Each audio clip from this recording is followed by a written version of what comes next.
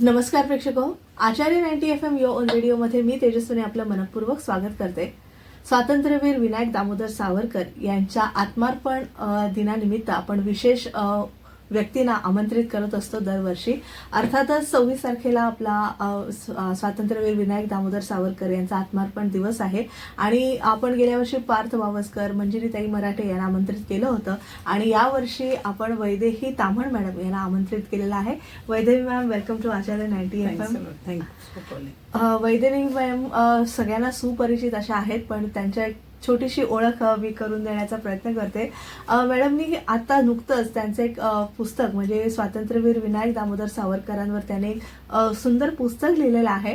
त्याचं प्रकाशन सोहळा खूप मोठ्या प्रमाणात इथे साजरा झाला मुंबईमध्ये आणि ते स्वतः सावरकर प्रेमी आहेत आणि त्यांच्या विचारांवर चालणारे आहेत. त्या निमित्तानं त्यांना आमंत्रित केलेलं आहे.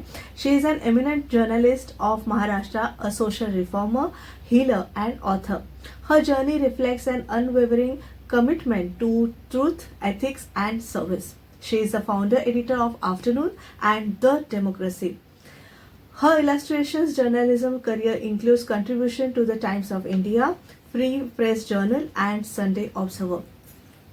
आज आपण थोडं त्यांच्या पुस्तकाविषयी तर बोलणार आहोतच, पण आतापर्यंत जो त्यांचा जर्नलिझमचाच म्हणजे पत्रकारितेचा जो त्यांचा प्रवास झाला तो आपण थोडासा जाणून घेण्याचा प्रयत्न करणार आहोत. So with your permission will start with the podcast. Yes ma'am. सुरुवातीला अगदीच तुम्ही साऊथ इंडियातनं इथे मुंबईमध्ये आलात, महाराष्ट्रात आलात, तर तुमचं जर्नी म्हणजे काय तुम्हाला वाटलं की आपण पत्रकारितेकडे, तेव्हा पत्रकारितेला एवढं महत्त्व दिलं जात नसे किंवा एक मीडियाकडे तेवढं बघितलं जात नसे, पण आता मीडियाचं बूम फार आहे. तेव्हा कधी तुम्हाला वाटलं की yes I want to be a journalist? कधीच वाटलं नव्हतं. ओके. कारण मी मीडियामध्ये आली होती एक मजबुरी म्हणून. मी शिकत होते आणि I am telling you about 2007. तर तेव्हा माझं शिक्षण चाललं होतं आणि मला स्पॉन्सर करायचं होतं स्वतःचं शिक्षण. आणि मी एकटीच मुंबईमध्ये, मला कोणी सपोर्ट करणारं नव्हतं. तर त्यावेळेला आम्ही गिरगावचे तर प्रमोद नवलकर, शिवसेनेचे जे वरिष्ठ नेते आहेत, ते आम्हाला ट्रान्सलेशनचे कामं द्यायचे. तर हिंदीतनं मराठीत करा आणि लँग्वेजनी मी ब्लेस्ड होते नाही. मग त्यांनी ते कामं देत देत मला एका न्यूजपेपरकडे त्यांनी रेकमेंड केलं की त्यांनी सांगितलं, आणि Girgaon was hub of newspaper. तर तिथे मग ते मी तेच कामं करायची की त्यांची ती इंग्लिशमध्ये आलेली बातमी मराठीत करून द्यायची, मराठीमधली बातमी इंग्लिशमध्ये. And gradually I learn one thing की translation is nothing but playing with words. And when you translate a news, how beautifully you can caption it, heading वगैरे सगळं. तर slowly my work was liked by editor of the newspaper and he offered me a job. And I found ki it's a better salary. And that time journalist does not that much not value. No, journalist had value, but that time journalism was not much accepted or liked by people. Like journalist म्हणजे काय उद्योगधंदा नसलेला माणूस करतो असं तेव्हा एक होतं. पण I live that era where journalism was quite different. तिथे इन्व्हेस्टिगेशन्स असायचे, ऑथेंटिसिटी असायची आणि एक शबनम बॅग, एक न्यूज, एक पेपर हातामध्ये आणि एक पेन, ह्याच्यावर सत्ता बदललेल्या आहेत. आमचं गिरगाव मध्ये तर चौकट बसायची आणि तिथे ठरायचं की कुठली सत्ता आणायची आणि कुठली सत्ता हाकलून द्यायची. तेव्हा नेत्यांना प्रश्न सरळ विचारता येत होते. आता भीती वाटते लोकांना. तेव्हा तुम्ही काहीही लिहू शकत होता कारण न्यूजपेपर उन्मत्त असायचे. आता त्याचं स्वरूप बदललं कारण प्रत्येक न्यूजपेपर कुठल्या ना कुठल्या तरी मालकीच्या हातात आहे किंवा माफियाच्या हातात आहे. तर तुम्हाला त्यांचीच बोली बोलावी लागते. आणि बरेच न्यूजपेपर्स हे राजकीय पक्षांकडे असल्यामुळे ते जवळजवळ ते कॅम्पेनिंगचेच पेपर झालेले म्हणजे असे इंडिपेंडेंट व्हॉइस झालेले नाही. तर जर्नलिझम लिहायचं मेन कारणच माझी मजबुरी होती, पण नंतर ती माझी हॉबी झाली आणि नंतर पॅशन आणि नंतर I started living it. So I was breathing journalism. आता कुठल्या टाइम्स ऑफ इंडियाला होतात, फ्री प्रेस जर्नल म्हणजे रेकॉग्नाइज न्यूजपेपर्समध्ये तुम्ही एडिटोरियल काम पाहिलेलं आहे, पण स्वतःचं न्यूजपेपर असावं आणि एका महिलेचं न्यूजपेपर असावं म्हणजे मी तुम्हाला खरंच कॉंग्रॅच्युलेट करते की एक धडाडी आणि काही बॅकिंग नसताना, no political support, nothing, but then you had started with the afternoon and the democracy. How was that change in you? I was never an editor in any newspaper. I was a trainee journalist for West Side Plus, Times of India. Then I joined Pre-Press Journal as a court correspondent. आणि मग त्यावेळेला माझे बायलाईन्स वगैरे बघून मला afternoon नावाचा एक newspaper होता. They approach me and I think I was the youngest city editor of the newspaper.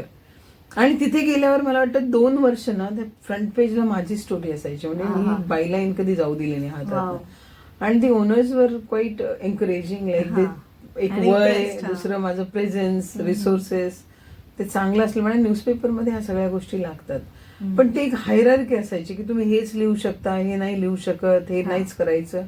आणि हळूहळू काय झालं की मला ते खूप लायझनिंगचे कामं करायला लावायचे की जाऊन तुम्ही ह्या मिनिस्टरला भेटून सांगा की ते झालंय, मग त्यांच्याकडे हे करून घ्या. कारण प्रत्येक न्यूजपेपर हा व्यापारी चालवतो, कारण पैसा लागतो. राईट. आणि त्या व्यापाराचे 1000 लफडे असतात, 1000 त्यांची काही ना काहीतरी. मग ती सगळी सोडवायला तुम्ही एक टूल होणार. तर मग त्यावेळेला आबा RR पाटील हे इथे गृहराज्यमंत्री होते. तर ते मला बोलले की तुला लायझनिंग करायची नेमकी की पत्रकारिता करायची. तर मला कुठेतरी ना असं वाटलं की आपण काहीतरी फार चुकीचं करतोय. आणि एक पब्लिक प्रॉसिक्युटर आहेत, मी कोर्ट कव्हर करायचे, तर रेवनी सालन खूप मोठं नाव होतं आणि त्या ताडा वगैरेच्या केसेस घ्यायच्या. आणि त्यांना मी जाऊन एकदा असं सांगितलं की मला ना न्यूजपेपरमध्ये काम नाही करायचंय, मला स्वतःचा न्यूजपेपर टाकायचा. आणि त्यांनी ना माझ्याकडे बघून फक्त हसलंय, कारण माझं वय, त्यांनाही माहिती की हे पगाराशिवाय याच्याकडे काहीच नाही. तर त्या म्हणाल्या तू जर विचार करत असशील तर तू करू शकतेस, तू कर. पण हे नाही बोललंय की कसं आणणार, कसं करणार, कसा हा प्रश्न त्यांनी न करता तू करू शकतेस, तू कर बोलल्या होत्या. आणि मला असं वाटतं की तो दिवस होता. मी जाऊन रिझाईन केलं. केल्यावर मला त्या मालकाने हे पण बोलला की न्यूजपेपर एक खूप छोटंसं वर्ल्ड आहे, तर तुम्ही कुठे काम करता मी बघेन वगैरे. मी त्यांना सांगितलं मी स्वतःच सुरू करेन. त्यांनी पण खूप मजाक मध्येच घेतलं होतं. आणि मी पण बोलताना मला वाटलं नव्हतं की आपण काय बोलतोय आणि ह्याच्यात किती मेहनत लागते किंवा किती कनेक्ट लागतात. मग मी घरी फोन केला, घरच्यांचं ओपिनियन घेतलं आणि मी घरच्यांना सांगितलं की मला न्यूजपेपरच टाकायचं आहे, मला दुसरं काही करायचं नाही. तर घरामध्ये कसं असतं ना की तुमचं जर वडील जिवंत असेल किंवा घरात आई रिसोर्सफुल असेल तर ती तुम्हाला सांगेल की ओके बाबा तुम करा काहीतरी, तुम आगे बढ़ो हम तुम्हारे साथ हैं. पण माझ्यामुळे तशी परिस्थिती नव्हती. मला मीच कमवायचं आणि मीच मला बघायचं होतं. तर माझ्यासाठी ते चॅलेंजेस खूप होते. पण काही त्या करिअरमध्ये 3 वर्षाच्या स्पॅन मध्ये मी एवढे चांगले कनेक्ट बनवून ठेवले होते. तर मी वत्सला बळीराम प्रकाशन केंद्राचे जे गायकवाड आहेत त्यांना भेटले होते. त्यांना मी सांगितलं की सर मला ना स्वतःचं न्यूजपेपर टाकायचं आहे आणि मला ह्या हायरार्कीमध्ये काम नाही करायचंय. ते एवढे दिलदार होते. ते म्हणाले असं तू प्लॅन केलंयस तर मग एक काम कर, मी तुला 1 वर्ष पेपर फ्री मध्ये प्रिंट करून देतो, तर तू टायटल वगैरे आहे का तुझ्याकडे. तर मी म्हणलं नाही. मग मला तेव्हा कळलं की आपल्याला टायटल बुक करावं लागतं, आपल्याला कोर्टात जावं लागतं, रजिस्टर करावं लागतं, RNI नंबर घ्यावा लागतो. आणि माझी ABCD तिथून सुरू झाली. आणि मग लोकांच्या मदतीने ते सगळं हळूहळू व्हायला लागलं. आणि माझ्याकडे पण थोडेसे पैसे होते, पगाराचे काही खूप खर्च नाही, थोडी इन्व्हेस्टमेंट मी करून ठेवली होती 2-3 लाखाची. तर ती तेव्हा कामात आली माझ्या. आणि आमच्याच गिरगावच्या एका छोट्याशा खोलीमध्ये आम्ही तो पेपर सुरू केला. सुरू केल्यानंतर प्रिंटिंग झाली, मार्केटमधनं पेपर आला आमच्याकडे. तर मला असं वाटलं की मी काहीतरी करू शकले. आणि कदाचित मार्केट पण त्याच्यामुळेच मिळाला, कारण आफ्टरनूनला 2 वर्ष चालवून मग अचानक स्वतःचा आफ्टरनून व्हॉइस घेऊन बसले मी. आणि त्या पेपरला लगेच रीडरशिप यायला लागली. आणि लोकांना पण कौतुक वाटायचं की एवढीशी एडिटर, एवढीशी पब्लिशर, एवढीशी प्रिंटर. मग ते इट लाईक काम केलं माझ्यासाठी. लाईक सर तेव्हापासून मी कधी थांबले नाही. नक्कीच. आणि गिरगाव म्हटलं तर किती मोठे मोठे लोक गिरगावात झालेले आहेत. आणि आपल्या सगळ्याच जर्नलिस्टच्या मनात असतं की बाळ गंगाधर टिळक यांनी केसरी सुरू केला. आणि केसरीची बीजे आपल्या मनात प्रत्येक पत्रकाराच्या असतात. आणि स्वतःचा न्यूजपेपर आल्यावर तो आपण कनेक्ट करायला बघतो की वा टिळकांनी कसा केसरी काढला असेल आणि तो घराघरात पोहोचवला असेल. आणि तुम्ही स्वतः जेव्हा वर्तमानपत्र काढलं ते देखील घराघरात गेलं. खूप खूप अभिनंदन तुमचं. मॅडम याच नोटवर एक छोटीशी विश्रांती घेऊ. घेऊया आणि पुन्हा आपण वैदेही मॅडमना बोलतं करूया. आज आपण स्वातंत्र्यवीर विनायक दामोदर सावरकर यांच्या आत्मार्पण दिनानिमित्त विशेष मुलाखत आयोजित केलेली आहे वैदेही ताम्हण मॅडम यांची. छोटीशी विश्रांती घेऊया, पुन्हा भेटूया. तुम्ही पाहत राहा आचार्य 90 FM ऑन रेडिओ.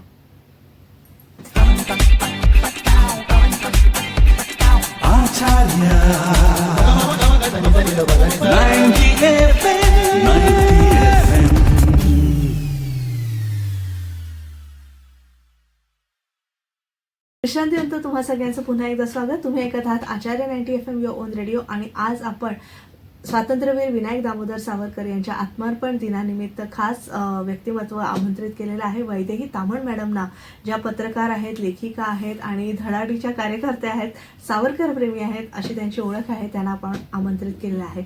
मॅडम, आता एवढ्या सगळ्या पेपर स्वतःचे तुम्ही केले, जर्नलिझममध्ये इतकी वर्ष आहात, काही क्राईम स्टोरीज देखील तुम्ही कव्हर केलेल्या आहेत, तर थोडीशी भीती किंवा काही तुमचे असे कटू अनुभव आलेत का? म्हणजे कटू अनुभव पण आपण शेअर करूया, कारण आपले जी विद्यार्थी मुलं आहेत त्यांना सुद्धा जर्नलिझम फार असं म्हणजे फार ब्लशिंग आणि क्रीमी वाटतं सगळं आणि फार सगळेजण कधी आपण खूप लाईमलाईटमध्ये येतो असं वाटत असतं, पण त्याच्यामागे स्ट्रगल आणि खूप मेहनत आहे आणि जिद्द आहे, हे सगळे गुण लागतात. तर ते थोडे आमच्याशी शेअर करा, कटू आणि गोड अनुभव.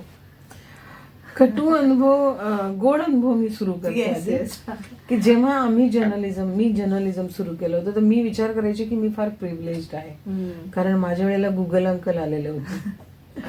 माझ्या आधीचे जे जर्नलिस्ट होते त्यांना लिटरली सोर्सेसकडे जाऊन एक गोष्ट जमा करायची. त्याच्या आधी जी जर्नलिझम होती ती अक्षरशः ते एक न्यूज प्रिंट व्हायला ते खिळे लागायचे आणि ते रात्रभर प्लेट बनायची आणि तिथे बसून जर्नलिस्ट ते गॅप बघायची किती आणि त्या साईज मध्ये तेवढे शब्द बसवायचे आणि ते खूप वेगळं स्ट्रगल होतं. आता आपण थोड्या वेळापूर्वी केसरीचा उल्लेख केलेला आहे. जेव्हा त्यांनी पेपर काढला होता टिळकांनी, तेव्हा ते हाताने लिहायचे आणि त्यावेळेला प्रिंटिंग नव्हती. लोक हाताने पेपर काढायचे, त्याला ते स्टेन्सिल्स मारायचे आणि सगळ्यांना द्यायचे. तर आम्ही ह्या सगळ्या जनरेशन मधनं जेव्हा मी माझ्या जनरेशनला आले, त्या जनरेशन मध्ये गुगल होता रेफरन्ससाठी, म्हणजे काही हेल्प लागली तर हिस्ट्री बॅकग्राऊंड काही असेल, स्टडी नसेल तरी पण एक रेफरन्स होता. पण आत्ताची जी जनरेशन आहे त्यांना काहीच करावं लागत नाही, ते जस्ट प्रॉम्प्टवर न्यूज बनवतात. चॅट जीपीटी, AI इतकं काही आलेलं आहे की त्यांना माहितच नाही इन्व्हेस्टिगेशन काय आहे, कुठे जाऊन काय स्टडी करायचे, आणि ते त्यांनी काय बातमी लिहिली ही सुद्धा त्यांना माहित नसते, कारण ती बातमी त्यांनी लिहिलेली नसते. किंवा एक प्रेस कॉन्फरन्स जरी झालेली असेल ना तर आम्हाला सगळ्यांना ते प्रेस रिलीज घ्यावी लागायची. मग ती बातमी त्या प्रेस रिलीज पेक्षा वेगळी होण्यासाठी काय करावं लागायचं ते करावं लागायचं. आता असं काही नाही, आता तुम्ही प्रेस रिलीज दिलं, ती चॅट जीपीटीला टाकली, तेच तुम्हाला बातमी बनवून देणार. तर जर्नलिझमचं हे जे सुखद ट्रान्झिशन झालेलं आहे ना, त्याच्यामुळे कदाचित आजच्या जनरेशनला ती व्हॅल्यू अजून कळलेली नाही, जर्नलिस्ट म्हणजे काय. आणि ह्याच्यामध्ये जर वाईट अनुभव जर माझे सांगायचे असतील तर आम्ही न्यूट्रल जर्नलिस्ट आहोत. मी कधी कधी स्वतःला एक प्रश्न पण विचारते की काय न्यूट्रलिटीमध्ये आपण आपली आयडेंटिटी हरपून बसतो का? कारण आपण कोणाची साईड घेत नाही, म्हणून कोणी आपली साईड घेत नाही. आम्ही कधी काँग्रेसला शिव्या देतो तर बीजेपीला वाटतं की चला हे आमचे सपोर्टर आहे. कधी आम्ही बीजेपीची उतरवतो त्यांना वाटते काँग्रेस येत पक्का. कधी आम्ही या दोघांना शिव्या देतो त्यांना वाटते आपी आहे असेल. कधी तिघांना शिव्या दिलं हे लेफ्टिस्ट मेंटॅलिटीचे. म्हणजे आम्हाला काही आयडेंटिटीच नाहीये आणि आम्ही कोणाबरोबर उभं असल्यामुळे आमच्यावर कोणीच उभे नाहीये. म्हणून आम्ही एक ठरवलं की आम्ही पत्रकारितेबरोबरच उभं राहू. त्याच्यात अडचण काय येते की तुम्ही कोणाचेच नसल्यामुळे कोणीच फायनान्शियली तुम्हाला सपोर्ट करत नाही, गव्हर्नमेंट पण करत नाही. तर तुम्हाला तुमची स्ट्रगल करायची, कारण तुमचा न्यूजपेपर आहे, तुमची विचारधारा आहे, तुमचं जर्नलिझम आहे, तुम्हाला चालवायचं. मग तुम्ही तुमच्यावरच चालवायचं असतं. मग तेव्हा ती अडचण जेव्हा येते तेव्हा तुमचा स्टाफ कमी होतो, तुमची स्पेस कमी होते, तुमची वैचारिक क्षमता खूप व्याप्त असू शकते, पण रिसोर्सेस आणि ऍटमॉस्फिअर एवढं श्रिंक होतं की त्या श्रंकन ऍटमॉस्फिअर मध्ये तुम्हाला तो पेपर काढावा लागतो. माझ्या पेपरची साईज 24 पानं, पण माझ्याकडे स्टाफ पण तेवढा नसेल, पण आम्ही काम करतो. मग मी इथे काय केलं, मी सिटीजन जर्नलिस्ट इन्व्हाइट केले की आमच्याकडे जवळजवळ एक कॉन्स्टेबल पासून एक कॉबलर पर्यंत सगळे जर्नलिस्ट आहेत. आणि मी एक चॅनल पण सुरू केलं, दी डेमोक्रेसी. आणि मी विचार केला की आपण एक स्टुडिओमध्ये बसून न्यूज केल्यापेक्षा तिथल्या माणसाला सांगायचं की तू तुझ्या एरियातली न्यूज दे मला. वा. आणि ते तिथे उभं राहतात, शिस्तीने त्यांची न्यूज रेकॉर्ड हा. करतात आणि मला आणून देतात. तर असे करून आम्ही एवढे सिटीजन जर्नलिस्ट जोडलेत की आज आफ्टरनून जो चालतो किंवा डेमोक्रेसी जे चालतं ते लोक चालवतात. वा. आणि माझा एकच प्रयत्न होता की to bring back journalism where it belongs. Journalism हे लोकांचं आहे, मी लोकांपर्यंत त्याला पोहोचवण्याचा प्रयत्न केलाय. आता पुढे बघूया काय होतं. नक्कीच. खूप खूप शुभेच्छा तुमच्या पुढच्या प्रोजेक्टना. आता आपण लेखिका म्हणून तुमचा जो जॉनर आहे त्याच्याकडे as a writer you thought of establish yourself. So त्यासाठी तुम्ही वेगळा काही अभ्यास केला का? म्हणजे ऑफकोर्स बिंग अ जर्नलिस्ट और म्हणजे वाचायची आवड असेलच तुम्हाला, भरपूर पुस्तकं तुम्ही वाचली असेल, तर how books help you in your upbringing? माझ्या घरी तुम्ही आलात ना तर तुम्हाला पुस्तकांमध्ये जागा करून बसावं लागेल, एवढी पुस्तकं आहेत. जर्नलिझम मध्ये आल्यापेक्षा मी एडिटर झाल्यानंतर आम्ही 1200 शब्द किंवा 1000 शब्दांमध्ये तो संपादकी मांडतो. पण मांडायचं भरपूर काय असतं. तर तिथून मला असं वाटतं माझ्यातला लेखक जागृत झाला. सगळ्यात पहिलं पुस्तक मी एक बर्निंग इश्यू होता सिखिझम मध्ये पंजाबचा, जिथे त्यावेळेला त्यांनी 1994ला जे लोक अरेस्ट झाले होते त्यांना सस्पेक्ट केलं होतं की तुम्ही असू शकाल इंदिरा गांधीच्या हत्यानंतर. तर त्यांना ते वयाचे 100 आणि 150 झाले तरी सोडलं नव्हतं जेलच्या बाहेर, कारण ते ट्रायल नाही काय नाही, ते जेलमध्येच. तर त्यांच्यासाठी मी ते पुस्तक लिहिलं होतं. आणि त्याच्यानंतर मला एक म्हणतात ना की एक लेखकला एक किडा चावला की तो चालत असतं. आणि मग मला असं वाटलं की बरेच ज्वलंत इश्यू आहेत या देशामध्ये, ते फक्त एक संपादकीत मांडून होत नाहीत. मग तिथून मी लिखाण सुरू केलं. मी वाचन खूप करते आणि माझं संसार पूर्ण पुस्तकच आहेत. म्हणजे माझे मित्र पण तेच आहेत, माझे विरंगुळा पण तेच आहे, माझं लाईफ अराउंड तेच आहे. आणि मला तुम्ही बुक बघ म्हणलं तरी चालेल. मी तसे लिखाण तसं सुरू झालं माझं. वा, सुंदर. आता वीर सावरकर हे पुस्तक तुम्ही नुकतंच लिहिलेलं आहे, प्रकाशित केलेलं आहे.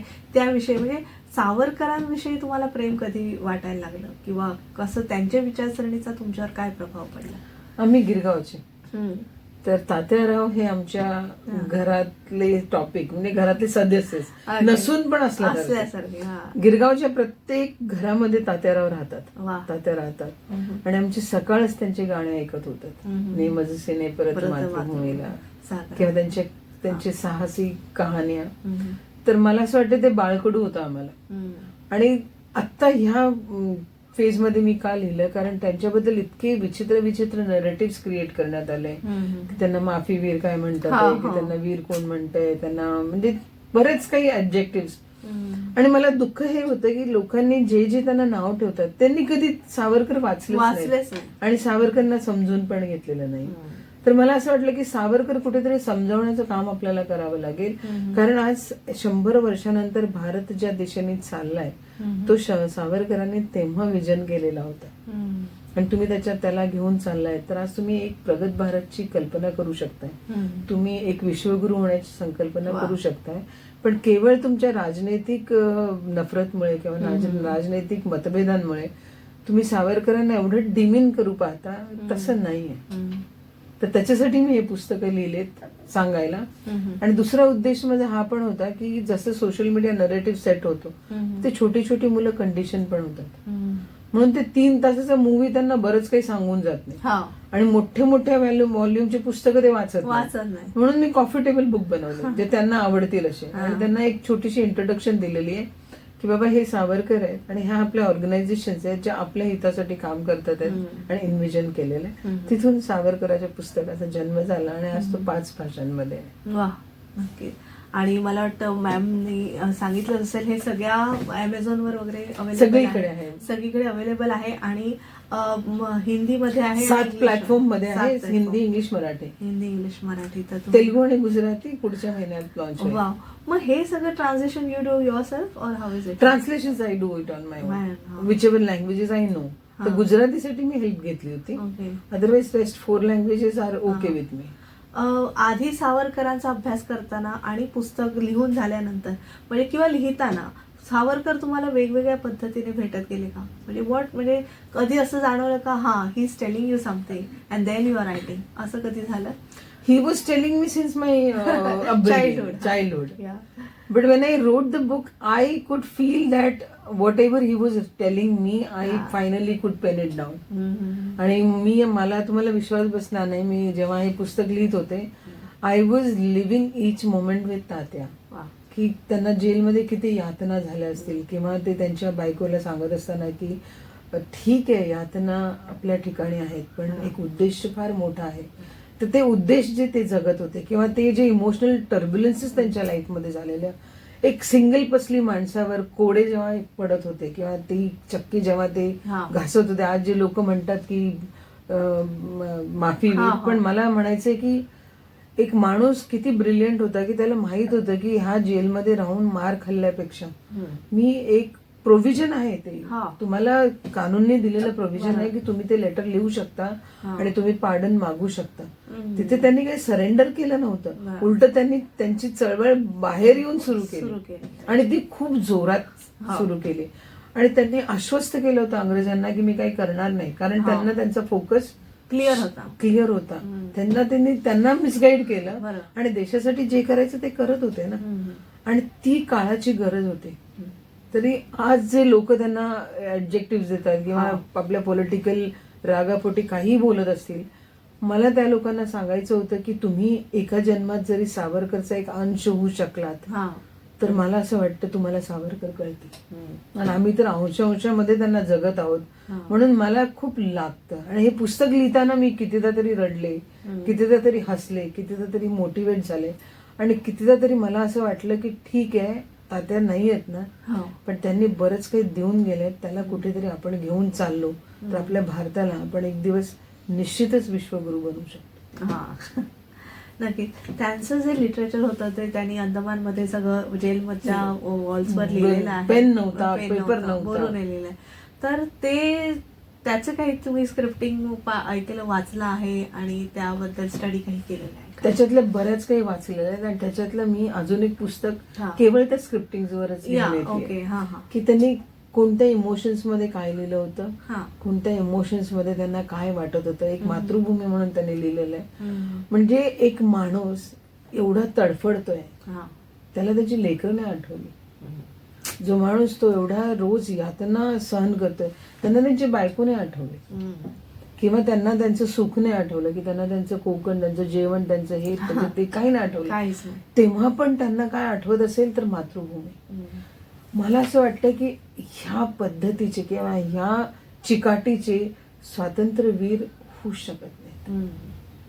माणूस जेलमध्ये बसल्यावर त्याला आठवतं की अरे माझी बायको, मी सुखासुखी होतो, किंवा मी हे केलं असतं.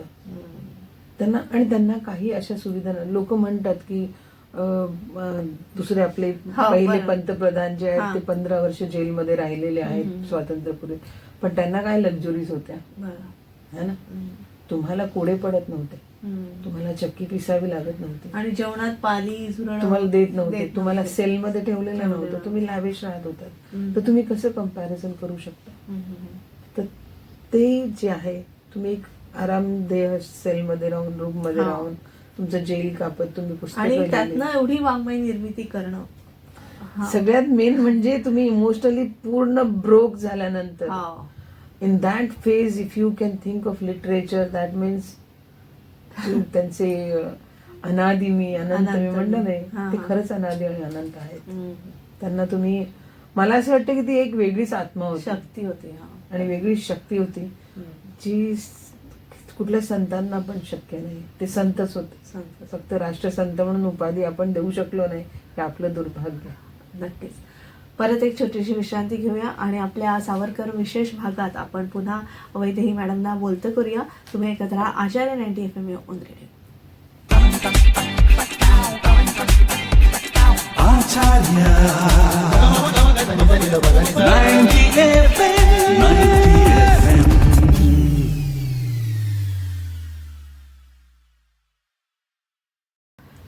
विश्रांतीनंतर तुम्हा सगळ्यांचं पुन्हा एकदा स्वागत. तुम्ही ऐकत आहात आचार्य 90 FM ऑन रेडिओ, आणि आज आपण स्वातंत्र्यवीर विनायक दामोदर सावरकर यांच्या आत्मार्पण दिनानिमित्त विशेष व्यक्तींना आमंत्रित केलेलं आहे. आपल्यासोबत आहेत लेखिका, पत्रकार वैदेही ताम्हण मॅडम. मॅडम, आता आपण सावरकरांबद्दलच बोलतो आहोत, तर त्यांची ग्रंथसंपदा विपुल आहे, ती तर तुम्ही सगळी वाचलेलीच असेल. तर त्यातलं तुम्हाला जास्ती भावलेलं कुठलं पुस्तक आहे किंवा कुठला एखादा प्रसंग आहे जो तुम्हाला जास्ती भावला? त्यांच्या पुस्तकातल्या त्यांच्या ज्या आठवणी अंदमानच्या आहेत अंदमानच्या. त्या मला खूप जास्त मनाला लागलेल्या आहेत. कारण तिची त्यांची खंत होती ना, ती खंत त्यांच्या शरीर आणि मानसिक त्रासाच्या फार वर होती. ती जी खंत होती ती फक्त देशामध्ये ते काय नाही करू, सागरा प्राण तळमळाला आणि किती त्यांचा प्राण तळमळला, किंवा नेमसीने मातृभूमीला, म्हणजे किती ते त्याच्यातनं अर्ध हे होतं की मला मातृभूमीकडे जायचं आहे आणि माझं प्राण तळमळतं. ते मला ते नाही बोलले की मला माझी बायको आठवते, माझं प्राण तळमळतंय, माझे लेकरं मला आठवतात, प्राण तळमळतं. तरीही लोकांना अजून कळलेलं नाही की जो माणूस त्या वेदनांमध्ये सुद्धा तळमळत होता मातृभूमीसाठी, तर मला ते कुठेतरी लागलं. आणि मला असं वाटतं की आपण फक्त मातृभूमीला 15 ऑगस्ट आणि 26 जानेवारीलाच आठवतो, आणि तो फ्लॅग सुद्धा आपल्याकडे 8 तासासाठी असतो, नंतर आपण कचऱ्यात फेकतो. बरंच काही शिकण्यासारखं त्याच्यामध्ये. आता हे सगळं तुमचं चालू आहे, लिखाण, एकीकडे लिखाण चालू आहे, 2 पेपर्सचं संपादन तुम्ही करता, त्यातूनही तुम्ही एक आश्रमाची स्थापना केलेली आहे. तर एक अध्यात्माकडे ओढ कशी निर्माण झाली आणि जे स्पिरिच्युअलिटीकडे तुम्ही आता पाहता, कसं पाहता ते जाणून घ्यायचं आहे. आणि वेद आरोग्यम सेंटर तुम्ही चालू केलेलं आहे कल्याणमध्ये, तर त्याविषयी थोडंसं जाणून घ्यायचं आहे. मग त्याने आपण मुलाखतीची सांगता करू. जेव्हा मी सगळं अर्जित केलं, म्हणजे मी या मुंबईमध्ये काही न घेता आले होते. अच्छा. आणि बरंच काही नंतर मी संपादन केलं किंवा बरंच काही मला मिळालं, तेव्हा मला असं विचारायला की माझ्यासारखे बरेच लोक आहेत इथे ज्यांना एक अपॉर्च्युनिटी पाहिजे. त्यावेळेस मला जर लोकांनी अपॉर्च्युनिटी दिली नसती तर मी आज वैदेही म्हणून इथे उभी राहिली नसते. आणि एक अध्यात्म तर माझं लहानपणापासूनच, कारण एक टिपिकल ब्राह्मण फॅमिलीमध्ये जन्माला आल्यामुळे ते सतत होतच. पण मला असं वाटतं मी उज्जैनच्या कुंभला गेले होते आणि शांत बसले होते कव्हरेज करून. माहित नाही, मला असं वाटलं की मला हेच पाहिजे, म्हणजे कदाचित माझ्या जीवनाचा उद्देश हाच आहे. आणि तिथे मी संन्यास घ्यायचं ठरवलं म्हणजे मी संन्यासीच होते, कधी म्हणजे प्रपंचात पडलेच नाही. माझा संन्यास माझ्या डेस्क आणि घरापर्यंत, किंवा जसं काही खूप पर्सनल लाईफ नव्हतं की खूप मित्र आहेत असं काहीच नव्हतं. पण तिथे मला असं वाटलं की आता आपली जी लिगसी आहे, जी आपण खूप वणवण केलेली आहे, ती कोणाला तरी चालवायला द्यायला पाहिजे. त्याची यंग पोरं मी तयार करत होते, त्यांना मी ते सगळे सूत्र देऊन टाकले. अच्छा. आणि कल्याणला मी असंच एक मंदिर बघायला, मंदिराकडे जात होते शिवाचं, तर तिथे ती एक मोकळी जागा होती आणि तिथेच एक माणूस भेटला. तर तो मला म्हणाला की तुम्ही का नाही इकडे काही करत? तर मी म्हणलं मला परवडायला पण पाहिजे, कारण जमीन घेणं म्हणजे. नंतर मला कळलं की ती जमीन ती गुरुचरण जागा होती, काय होती, आता ते कळलं मला. खूप कमी पैशांमध्ये त्यांनी मला ती जमीन दिली होती. अच्छा. पण तेव्हा माझ्या मनामध्ये असं काही खूप नव्हतं. मला वाटलं की आपण काहीतरी शाळा टाकूया, काहीतरी हॉस्पिटल करूया. पण ग्रॅज्युअली मी तिथले जे लोक बघितले ना, ते टिपिकल आगरी समाज आहे तो. तिथे बायकांना खूप इज्जत नाही, मारामारी, हाणामारी आणि व्हायलन्स खूप होता. तर मला असं वाटलं की समाजाला जर तुम्हाला प्रबोधन करायचं असेल तर मंदिर एक बेस्ट जागा आहे. पण लोक कुठेही बोलवलं तर येणार नाही, मंदिरात येतात. म्हणून तिथे गणपतीचं मंदिर मी स्थापन केलं, छोटस एक शेड मध्ये. मग मंदिरात येणारे लोक आहेत ना, ते सगळे शेतकरी, त्यांना पाय दुखायचे, हात दुखायचे, त्रास व्हायचा. आणि ऑलरेडी मेडिकल बॅकग्राऊंड माझं असल्यामुळे मी काय केलं, मी तिथे एक नॅचरोपॅथी सेंटर सुरू केलं. मग लोकांना तिथे रिलीफ मिळायला लागलं. आणि जिथे तुम्ही जेवण, अध्यात्म आणि आरोग्य एकत्र देता, तिथे ते एक सेटअप येतात, लोक येतात. आणि तसं मग मी तिथे हळूहळू सुरू केलं. मग तिथे वेदशास्त्र रिसर्च फाउंडेशनची मी निर्मिती केली आणि मग तिथे वेद शिकवायला लागले. मी यजुर्वेद शिकवते मुलांना. आणि माझं एक खूप सुंदर पुस्तक पण वेद उपनिषद आता आलेलं आहे, जे मी वेदांना सोपं करून कॉमन मॅनसाठी केलेलं आहे ते पुस्तक. मग तसं करत करत तो एक सेटअप निर्माण झाला आणि तो केव्हा वाढला मलाच नाही कळलं. ते लोकांनी वाढवला, मी सुरू केला. जसं न्यूजपेपर मी सुरू केलं, लोकांनी वाढवला. तर मी एवढं म्हणू शकते की मी ज्या कुठल्या क्षेत्रात गेले, मैं चल रही थी अकेले ही लेकिन कारवा बनते गया. क्या आणि बात. माझ्या बरोबर ते एकदम सत्य आहे. आणि मी विचार करते की आता प्रत्येकाने आपल्या सगळ्यांनी ना लोकांना सांगतो की थांबू नका, चलत जा चलत जा, चरैवेती चरैवेती. पण मी लोकांना सांगेन की एक क्षण थांबा, कारण खूप पळू नका. तुम्ही आतापर्यंत जी जर्नी करत होता ती तुमच्यासाठी, लोकांसाठी, तुमच्या गरजांसाठी करत होता. पण तुम्ही कधी स्वतःला हा प्रश्न विचारला का की तुम्ही स्वतःच्या आतमध्ये किती दिवस राहिलात किंवा स्वतः बरोबर किती दिवस राहिलात. आणि हीच मुक्ती आहे, हेच स्वर्ग आणि हेच नर्क आहे की you need to retrospect and pause. You need to ask yourself how much stable you are within and without. तर मला ते असं वाटतं की आता मी कुठेतरी थांबलं पाहिजे, खूप धावपळ न करता, कारण मला माझी संगत करायची पण गरज आहे. आणि म्हणून मी माझ्यासाठी थांबले, पण लोक माझ्यासाठी पण यायला लागली होती. तर तिथे एक छान सत्संग होतात, एक चांगले ट्रीटमेंट्स होतात, चांगले चांगले लोक एक्सप्लोअर करायला येतात, एक अध्यात्म आहे. लिंगभैरवीचं खूप सुंदर मंदिर आहे. आणि आता मी ते जे पैलू आहेत प्रत्येक देवाचे ते वेगळ्या दृष्टीने काहीतरी एक्सप्लोअर करायचा प्रयत्न करतेय. कदाचित लवकर लिखाण पण करेन मी त्याच्यावर. तर ते मला अध्यात्मात घेऊन आलं आणि मला असं वाटतं की इथून माझी एक नवीन जर्नी निर्माण झाली आहे. ती आतापर्यंत बाहेरची होती, ती आता आतमधली आहे. क्या बात आहे. नक्कीच. म्हणजे ओव्हर द टाइम तुम्ही थोडं स्पिरिच्युअलिटीकडे जास्ती कॉन्सन्ट्रेट करायचं आणि स्वतःकडे. स्पिरिच्युअलिटी म्हणल्यापेक्षा I am like concentrating more on my inner voice, inner wisdom and the stability. थोडं परत विचारते की आपल्याला नेहमी ब्रेड बटरसाठी थोडं अर्निंग थोडं असावंच लागतं, तर ते सगळं ह्या सगळ्यातनं तर ते शक्य नाही. मग त्यासाठी तुम्ही काही स्पेशल सांगितलं ना की जो प्राप्त आहे पर्याप्त आहे. तर एवढे दिवस काही ना काहीतरी थोडंफार कमवून ठेवलं होतं मी, पण मला असं वाटायचं की ते मला मरेपर्यंत होऊन जाईल. पण आता मी भिक्षा घेऊन खाते तर मला सगळी भिक्षा आणतात. आणि मला एक कळलेलं आहे की फकीर जेव्हा बसतो ना रस्त्यावर तर खूप लोक फकिरी द्यायला येतात. ती एक मोठी बादशहात आहे, हे लोकांना कळलं नाही. माझ्या मंदिरामध्ये प्रसाद बनतो, ते माझं जेवण होतं, मी एक जेवण जेवत असते. किंवा लोक मला आणून भिक्षा खायला घालतात, म्हणजे जेवण काय असेल त्यांच्याकडे आम्ही त्याला भिक्षा म्हणतो, तर ते देतात. तर माझी भूक मिटलेली आहे. मंदिरामध्ये मला झोपायला जागा आहे, बोलायला लोक आहेत, विचार करायला सगळं काही आहे. आणि उद्या जर मी गेले तर हे लोक मला पोचवतील पण. तर मग आता उद्यासाठी काय पाहिजे मला. अच्छा, ते टेन्शन फ्री लाईफ मी स्वतःला करून टाकलं फ्री, की जे काही आहे, आजारपण आलं तर वेदारोग्यम आहेच, आयसोलेशन पाहिजे तर धुणं आहे, मी बसलेले असते तासो. जेवायला मला लोक तिथला प्रसाद देतात, मंदिरातला मी खाते. मंदिरामध्ये भंडारा चालत असतात. तर मग काय लागते का माणसाला अजून.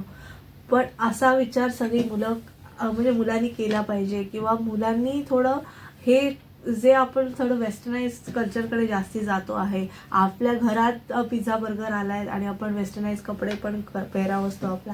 आणि आपला जो आध्यात्मिक गाभा आहे, भारताचं जे मूळ आहे, तेच आपण विसरत चाललेलो आहे. त्याचं तुम्ही एक मूर्तिमंत उदाहरण आहात की तुम्ही तो मुलांना सगळ्यांना हे करताय की तुम्ही अध्यात्माकडे वळा, हे तुम्ही एक शिकवण देताय मुलांना.